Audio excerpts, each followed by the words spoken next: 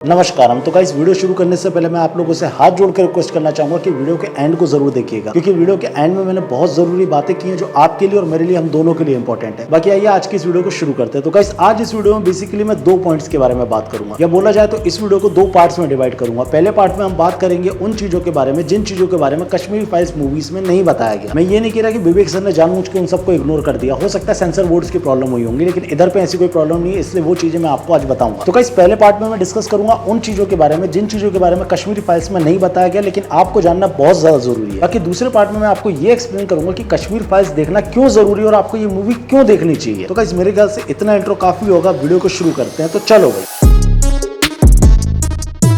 तो भाई सबसे पहले जो डिबेट उठती है वो यही उठती है कि जब कश्मीर एक फ्री इंडिपेंडेंट देश था तो उसके ऊपर इंडिया ने कब्जा क्यों किया, या फिर इंडिया उसको अपना पार्ट क्यों बताता है। चलो मान लिया एक टाइम कि भैया कश्मीर को फ्री रहना चाहिए, कश्मीर एक इंडिपेंडेंट कंट्री, ऐसा है नहीं, बट मान लिया हमने। तो इस पे एक मेन सवाल ये उठता है कि कश्मीर अगर फ्री रहना चाहता तो किससे फ्री रहना चाहता है, जिसका जवाब आप सबको पता होना चाहिए कि कश्मीर अगर फ्री रहना चाहता है तो इंडिया से फ्री रहना चाहता है, क्योंकि इंडिया इस पर कब्जा दिखाना चाह रहा है ना। चलो ये भी मान लिया कि भैया कश्मीर एक फ्री इंडिपेंडेंट देश है और वो आजादी चाहता है भारत से, क्योंकि भारत उसको अपना पार्ट बताता है। ये दोनों चीजें मान ली। अब इस चीज को साइड में रखना हो, मेरे को सिंपल से आंसर देना, क्या इंडिया में सिर्फ हिंदू रहते हैं? नहीं, इंडिया में मुस्लिम्स भी रहते हैं, क्रिश्चियंस भी रहते हैं, सिख्स भी रहते हैं, बौद्ध भी रहते हैं। मतलब कुल मिलाकर इंडिया में बहुत सारे मजहब है, बहुत सारे पंथ है, और ऐसे ही लगभग हर कंट्री में होता है। जो कंट्री होती है उसकी बात कर रहा हूँ, ये इस्लामिक रिपब्लिक्स की बात नहीं कर रहा हूँ, वो देश बने ही इसलिए ताकि वो मुस्लिम बहुल होना चाहते हैं। यहाँ मैं बात कर रहा हूँ कंट्री की, डेमोक्रेसी की, जो होती है वाकई में कंट्रियां, उस बारे में बात कर रहा हूँ। तो जितनी भी ऐसी कंट्रीज होती है उसमें हर तरीके के रिलीजन के लोग आराम से रह रहे होते हैं। तो पॉइंट अब ये उठ के आता है गाइस कि अगर कश्मीर फ्री रहना चाहता था तो वहां पे एंटी हिंदू एक्टिविटीज क्यों हुई? अगर आप इंडिया से आजादी चाह रहे थे तो आपको इंडियंस को मारना चाहिए था, जिसमें बहुत सारे रीजन आते हैं, जैसा मैंने अभी आपको एक्सप्लेन किया। लेकिन आपने मारा सिर्फ किसको? काफिर को, क्योंकि आप बनाना चाहते थे क्या?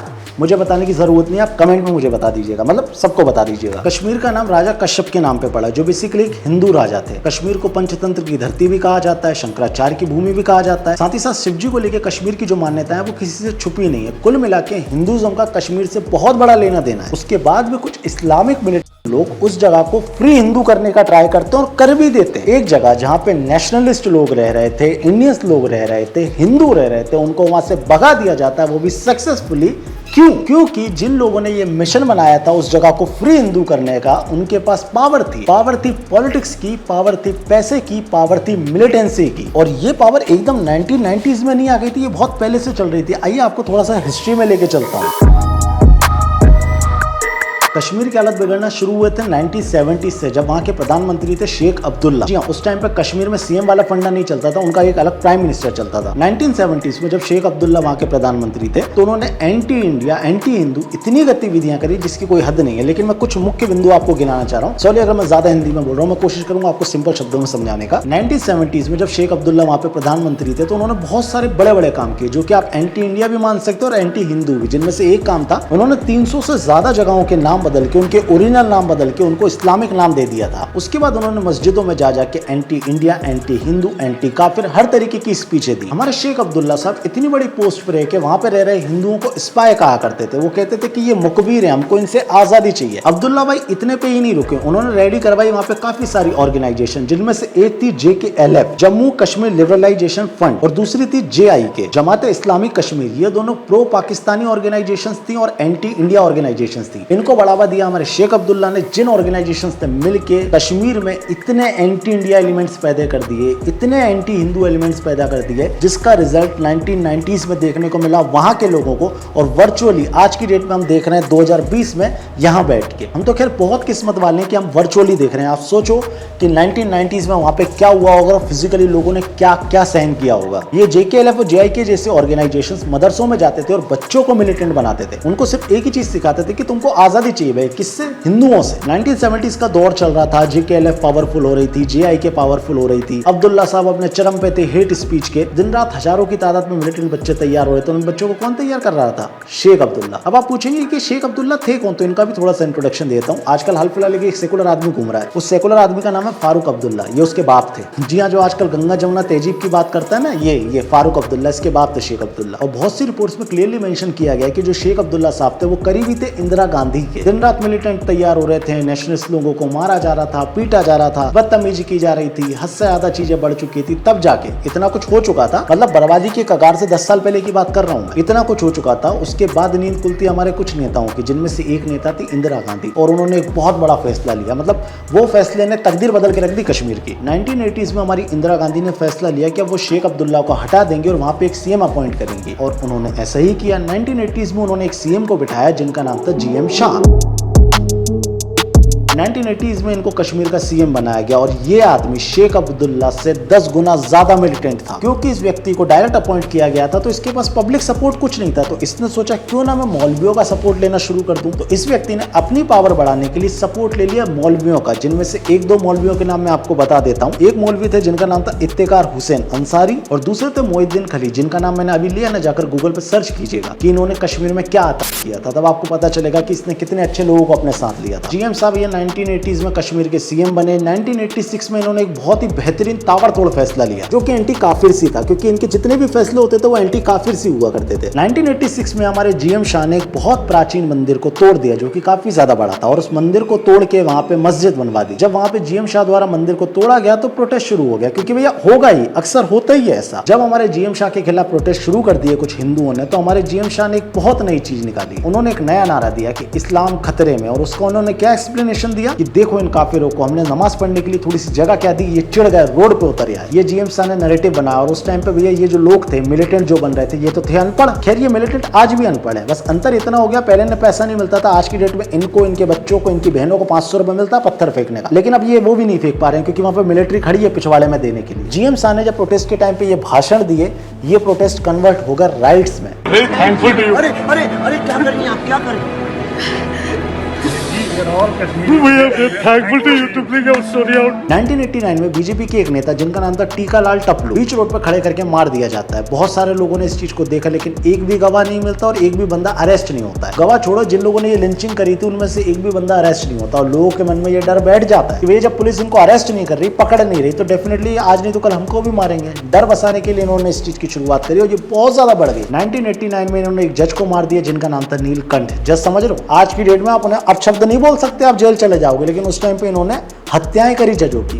तो आप इनकी मिलिटेंसी को समझ सकते हैं किस लेवल पे होगी। इन्होंने महिला टीचरों के बीच रोड पर कपड़े फाड़े, वो चीजें की जो मैं बोलना भी नहीं चाहता, बच्चों को मारा, मतलब हर वो चीज की जो एंटी इंसानियत बोल सकते हो आप यार, एंटी इंसानियत हर चीज की। आप लोग हंस के बोल देते हैं कि ये सिर्फ एक प्रोपेगेंडा था, 80-90 लोगों की ही जान गई, ये आप लोग बोलते हैं, ये पता नहीं कौन से फैक्ट्स उठा लाते हैं आप। अब जब से मूवी आई लोग एक सवाल सबसे ज्यादा उठा रहे हैं कि भाई सरकार क्या कर रही थी। जब इतनी मिलिटेंसी बढ़ रही थी तब सरकार को कुछ करना चाहिए था, डेफिनेटली करना चाहिए था, लेकिन सरकारें कुछ नहीं करती ब्रो। सरकारें नाचती हैं और ये आदि बैठ के उसे नचाते हैं। तुम्हारे सामने तालिबान बना, क्या कर लिया अमेरिकी सरकार ने? तुम्हारे सामने यूक्रेन रशिया का पार्ट बन जाएगा, क्या कर लिया यूएन ने? तुम्हारे सामने बांग्लादेशी राइट हुए, क्या कर लिया सरकारों ने? तुम्हारे सामने बंगाल वायलेंस हुआ, क्या कर दिया सरकारों ने? तुम्हारे सामने लाल किले पे लोग चढ़ के खालिस्तान का झंडा टांगिया, क्या कर लिया सरकारों ने? तुम्हारे सामने पालघर के साधुओं को मार दिया, क्या कर लिया सरकारों ने? पहले लोग वोट नहीं देते थे, जोड़ तोड़ की सरकारें बनती थी, समझ रहे हो? आज की डेट में फुल मेजोरिटी आने के बाद भी सरकारें तमाशा देखती हैं और तुम सोचते हो कि उस टाइम जोड़ तोड़ की सरकारें कुछ करेंगी। सरकारी आंकड़ों में बस रिकॉर्ड्स बनते हैं जो उस टाइम पे छप जाते हैं न्यूज में। कोविड में हजारों जाने गई, राज्य सरकारों ने एक दूसरे पे ब्लेम डाला और सबने जीरो फिगर दिखा दिया। अब क्या बोलोगे? कोविड के टाइम हर स्टेट ने ये बोला ना कि उनके इधर मौतें नहीं हुई, तो क्या मौतें नहीं हुई? डेफिनेटली हुई ना। तो तुम किस सरकार से किस फिगर की बात कर रहे हो? तुम आंकड़ों पे बिलीव करके इतनी बड़ी घटना को कॉन्स्पिरेसी बता रहे हो।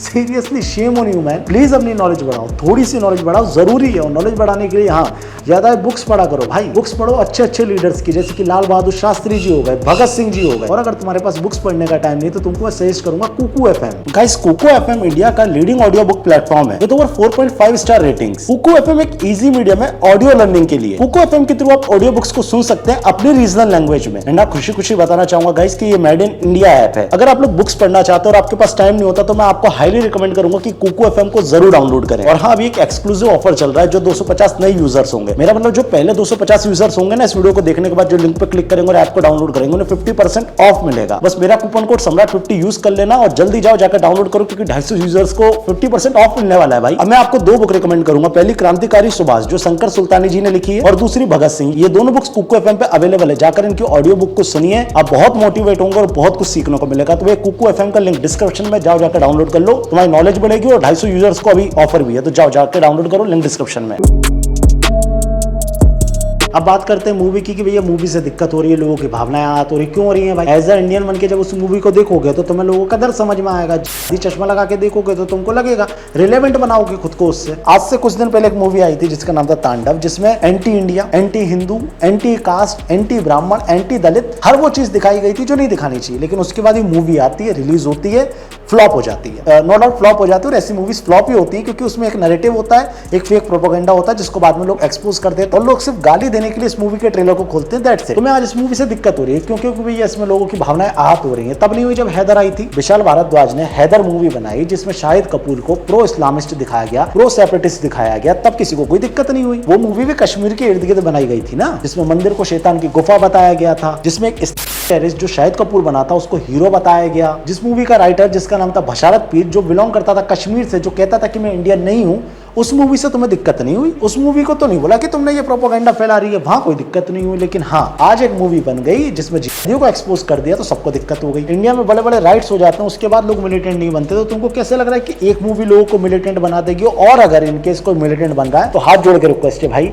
मिलिटेंसी का कोई रिजल्ट नहीं है। इन दी एंड मरोगे, क्लियर है, चाहे तुम अपने लोगों से खत्म होगे या फिर प्रशासन से, बट हो जाओगे। इन दी एंड हाथ जोड़ के रिक्वेस्ट है, मिलिटेंसी मत लाओ अपने अंदर, कोई जरूरत नहीं। और एक बार नहीं कई बार बोल चुका हूं, किसी भी धर्म के हो, किसी भी मजहब के हो, मत बनो मिलिटेंट। फिर वापस अपने पॉइंट पे आता हूं, जिन लोगों को ये मूवी नहीं देखनी बिल्कुल मत देखें। बिना मूवी देखे आपको 0 स्टार देना है, आप दें, घंटा किसी को फर्क नहीं पड़ता। 13-14 करोड़ में बनी थी, 100-200 करोड़ कमा के जाएगी, और ऐसी मूवीज बनेंगी और कमाती रहेंगी। पहली बात। दूसरी बात, मोदी जी भी कह चुके हैं कि इस मूवी को देखो, इनकेस अगर तुम्हें मूवी पसंद नहीं आ रही तो खुद की बना लो। ये मैं भी बोल चुका हूँ, मोदी जी भी बोल चुके हैं। किसी को एक चीज नजर आती है, किसी को दूसरी नजर आएगी। जिनको लगता है कि फिल्म ठीक नहीं हो, अपनी दूसरी फिल्म बनाए, कौन मना करता? लेकिन बताना चाहूंगा गाइस, ये मूवीज नहीं बना सकते, इसलिए इस मूवी की सफलता से चिढ़ रहा है, क्योंकि इन लोगों ने हमसे पहले बहुत बार ट्राई कर लिया। इन्होंने तांडव बनाया, फ्लॉप हो गई। इन्होंने छपाक बनाई, हमारी दीपिका तो जेल में पहुंच गई, 5 करोड़ नहीं कमाया मूवी ने। तो जब जब इन्होंने मूवी बनाई है, जब जब इन्होंने एक्सपोज करने की कोशिश की, इनका लॉस ही हुआ और ये घाटे में ही गए। तो ये जानते कि अच्छी मूवी बना नहीं सकते, अच्छा प्रॉफिट कर नहीं सकते, तो क्या करें, जो अच्छी चीज चल रही है उसे बर्बाद कर दो। That's it. ये तो कोई मजाक की बात। अब थोड़ी सी सीरियस बात करते हैं भाई। मूवी जाकर देखो, बहुत बेहतरीन मूवी है। मैंने देखी, 2 बार देखी, शायद हो सकता है कि कल मैं तीसरी बार भी देखूं। मूवी देखो, देख लिया तो जो लोग नहीं देख सकते उनको दिखाओ। आप में से बहुत से लोग हैं जो मूवी को देखना चाहते होंगे, नहीं देख पा रहे होंगे, किन्हीं कारणों से। हो सकता है आपको टिकट ना मिल रहा हो, या फिर हो सकता है कि आपके पास पैसा ना हो। तो प्लीज आकर मुझे इंस्टाग्राम पे फॉलो कर लें। हाल फिलहाल मैं ग्राउंड लेवल पे, मतलब अपने शहर में लोगों को मूवी दिखा रहा हूँ, बुक कर रहा हूँ। सिनेमा हॉल की बहुत सारी सीटें बुक कर रखी है मैंने, तो अभी मैं उनको दिखा रहा हूँ। जो लोग विदिशा से हैं, प्लीज मुझे इंस्टाग्राम पे फॉलो कर लें, आपको अपडेट मिल जाएगा। बाकी जो लोग विदिशा से नहीं है, बाहर के हैं, वो लोग भी मुझे फॉलो करके रखें। आज फॉलोअर बढ़ाने के उद्देश्य से नहीं कह रहा हूँ, सिर्फ इसलिए कह रहा हूँ क्योंकि मैं टिकट्स का गिव अवे करूंगा, जितना ज्यादा हो सकेगा उतना ज्यादा करूंगा। जाकर मूवी को देखिए और लोगों को भी दिखाइए। जरूरी है मूवी देखना है, ताकि ये एक एग्जांपल बन सके कि जब जब सच दिखाया जाएगा उसको लोग पसंद करेंगे। और बाकी इन दी एंड हाथ जोड़ के रिक्वेस्ट है भाई, कपिल शर्मा को टारगेट करना बंद कर दो। पता नहीं विवेक जी ने किस, मतलब क्या था वो, जो भी था सिनेरियो, वो मैं एक्सप्लेन करने नहीं जा रहा, लेकिन प्लीज कपिल शर्मा को टारगेट करना बंद कर दो। वो व्यक्ति मुझे ऑलरेडी बहुत ज्यादा डिप्रेशन में लगता है। इस फिल्म के जो लीड एक्टर हैं, जिन्होंने खुद भुगता है, जो कि कश्मीरी पंडित थे, अनुपम खेर जी, उन्होंने खुद एक्सप्लेनेशन दिया कि वो कपिल शर्मा के शो में क्यों नहीं गया। अगर नहीं सुना है तो सुन लो। To be very honest, I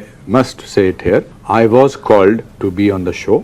और मैंने हरमन जो मेरे मैनेजर है उनको कहा था, यार मैं ये फिल्म बड़ी सीरियस है, मैं इसमें नहीं जा सकता हूँ। तो जब अनुपम जी ने एक्सप्लेनेशन दे दिया तो प्लीज कपिल शर्मा को टारगेट करना बंद कर दो। हाथ जोड़ के रिक्वेस्ट है। बाकी इस मूवी को देखो, जितना ज्यादा हो सके इस मूवी को शेयर करो लोगों तक, मतलब बताओ लोगों को, जाकर जगाओ कि भाई जाकर मूवी देखो, अपने अपने स्तर पे काम शुरू करो। मैं भी कर रहा हूँ, तुम भी करो। बाकी यहाँ बहुत से लोग चाह रहे थे कि मैं लॉकअप के ऊपर रिएक्शन दूं, तो भाई बिल्कुल नहीं दूंगा, मैं दे ही नहीं सकता भाई। जब इस देश की सो कॉल्ड सबसे बड़ी राइट विंग कंगना जी एक शो में हो, जब इस देश का सो कॉल्ड एक एंटी नेशनल एक शो में हो, ये दोनों एक साथ हो, दोनों एक दूसरे को प्रमोट कर रहे हो, तो मैं उस शो के ऊपर रिएक्शन देके क्या करूंगा? Kangana ji, I am sorry, so called right wing Kangana ji अपने एक शो के थ्रू मुनावर को अच्छा खासा ग्लोरीफाइड कर देंगी। जब वो कर देंगे तो मुझे क्या जरूरत है करने की? वो काफी इन चीजों को ग्लोरीफाइड करने के लिए। अब बहुत से लोग बोलेंगे भाई कोई हमारा सपोर्ट कर रहा है तो उसके अगेंस्ट ही जा रहा है। भाई मैं डे 1 से ऐसे लोगों के खिलाफ, जो आदमी वक्त देख के करवट ले लेता है ना, मैं बिल्कुल भी उसके साथ नहीं हूँ। ये चीज मैं शायद अपनी सेकंड लास्ट वीडियो में ही बोला था कि ये जो नेता होते हैं ना, कि पहले बीजेपी में फिर कांग्रेस में आ जाते हैं, मैं नफरत करता हूँ ऐसे लोगों से। बहुत से मुझे ट्विटर पे भी मिलते हैं जो हिंदू होते हैं, हिंदुओं को गाली देते हैं और सोचते हैं कि हम एकदम कूल बन गए। ऐसे मुस्लिमों में भी होते हैं, मतलब मुस्लिम और उसके बाद अपने ही धर्म को गाली दे रहे हैं। भाई जब तुम अपने धर्म के नहीं हो रहा तो हमारे क्या हो गए? तुम अपने के रहो, हम अपने के रहते हैं, दैट्स इट। कोई भेदभाव नहीं है। बाकी सब सेट है। वीडियो कैसी लगी कमेंट में बता देना। वीडियो को लाइक करना, शेयर करना, कमेंट करके मुझे अपना ओपिनियन देना। Follow me on Instagram, follow me on Twitter also, and Kuku FM का लिंक डिस्क्रिप्शन में जाओ, जाकर ऐप को डाउनलोड कर लो। पढ़ना जरूरी है, समझना जरूरी है, नॉलेज बहुत ज्यादा जरूरी है गाइस।